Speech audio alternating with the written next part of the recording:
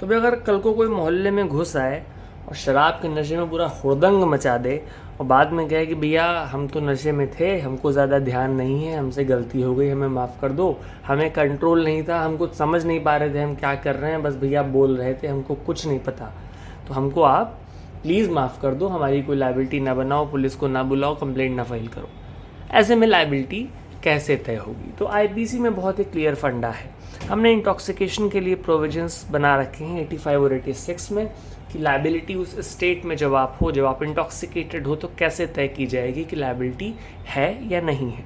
तो भाई एक अलग सा एग्जांपल ले लेते हैं, राइट। एक सपोज करो गाड़ी खड़ी है, ठीक है, और गाड़ी आपको बहुत पसंद आ गई, दूसरे की गाड़ी है लेकिन, तो क्या आप उसके अंदर घुस जाते हो? क्या आप उसको लेकर ड्राइव करके अलग निकल जाओगे? राइट। आपको पता है ना कि कहाँ पे ब्रेक लगाना है, आपको पता है कि खुद के ऊपर कहाँ पर ब्रेक लगाना है, तो खुद को रेस्ट्रेन करके रखना आपकी रिस्पॉन्सिबिलिटी है।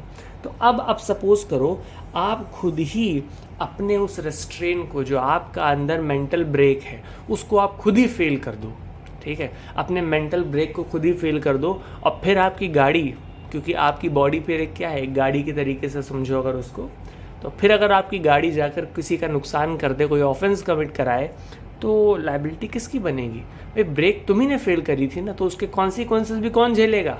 तुम ही झेलोगे। तो जब ब्रेक आप अपनी खुद ही फेल करते हो, उस केस में आपको लायबल मान लिया जाएगा अगर आपसे कोई ऑफेंस होता है। जनरली क्या है कि आईपीसी में हर एक ऑफेंस के लिए एक पर्टिकुलर इंटेंशन रखना है, राइट। कोई इंटेंशन रख के आप कोई काम कर रहे हैं या नहीं भी रख के काम कर रहे हैं। उस स्टेट में क्या है, अगर आप स्वयं शराब पीकर या गांजे के नशे में, किसी भी प्रकार के नशे में चूर हैं जिससे आपके सोचने समझने की शक्ति खराब हो गई है, और आप फिर कोई ऑफेंस कमिट कर देते हैं, बाद में ये नहीं कह सकते कि भैया हमको आइडिया नहीं था हम क्या कर रहे हैं। ये चूँकि जो ओरिजिन है ना उस प्रॉब्लम का, ये आपके ही दिमाग की उपज है, यह आपने स्वेच्छा से किया था, वॉलंटरली किया था, इसीलिए बाद में आप उस लायबिलिटी से भाग नहीं पाओगे।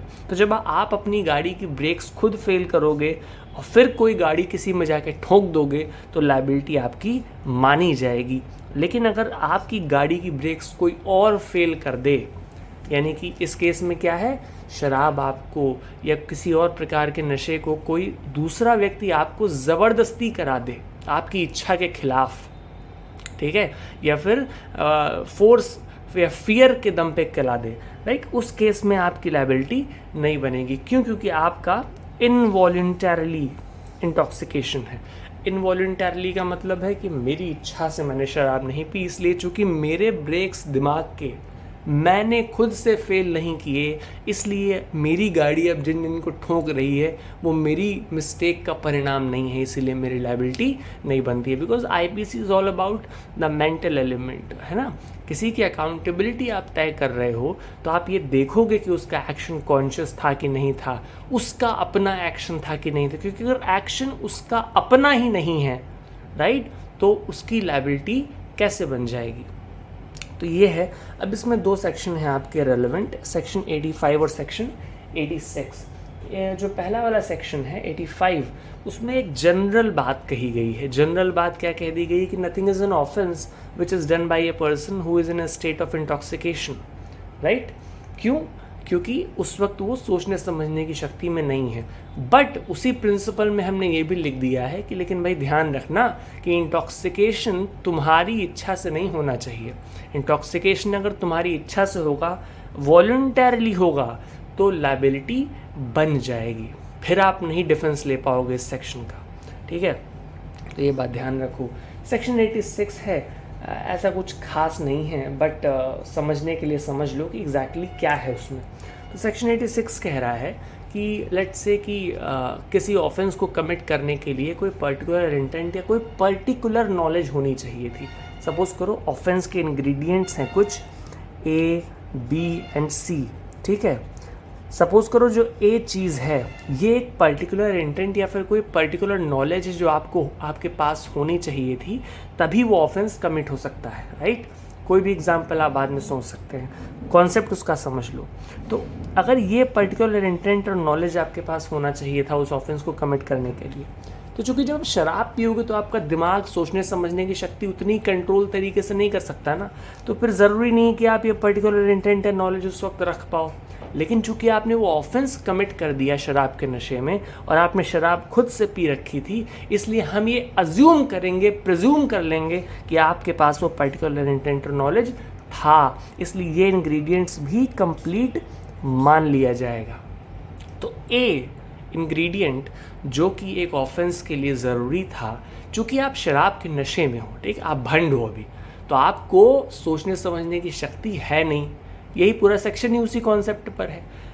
लेकिन इसका मतलब ये नहीं है कि आप इस टेक्निकलिटी के बेस पर बाद में डिफेंस ले लो कि साहब ये पर्टिकुलर इंटेंट या ये पर्टिकुलर नॉलेज उस वक्त मेरा दिमाग साहब कंट्रोल में था नहीं, तो मैं कैसे रख सकता था, इसलिए ये ऑफेंस का इंग्रेडिएंट तो बन ही नहीं रहा है। तो बाद में आपको ये डिफेंस नहीं मिलेगा। यही आपको सेक्शन 86 बता रहा है।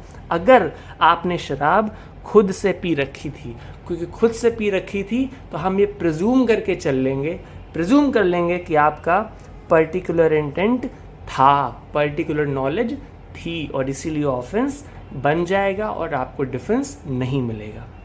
मोटा मोटा केवल इतना समझ लो, इन दोनों का सार, समरी, क्रक्स, जिस्ट केवल इतना है कि अगर वॉलंटरली आप शराब पिएंगे, खुद से पिएंगे, खुद से अपनी ब्रेक्स फेल करेंगे, तो लायबिलिटी से बच नहीं पाएंगे।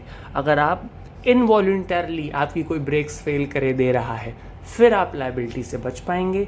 85 हो और 86 हो, दोनों में इतनी ही बात कही गई है। सो आई होप ये कॉन्सेप्ट आपको समझ आ गया होगा। इसके अलावा अब इस और सेक्शन में एक और बात ध्यान रखना भाई, कि जैसे कई बार होता है ना, दोस्त लोग होते हैं कि अरे पियो पियो पियो, तुम पहले मना कर रहे हो, बाद में तुमने पी लिया। इसका ये मतलब नहीं कि वो इनवॉलंटरली इंटॉक्सिकेशन है।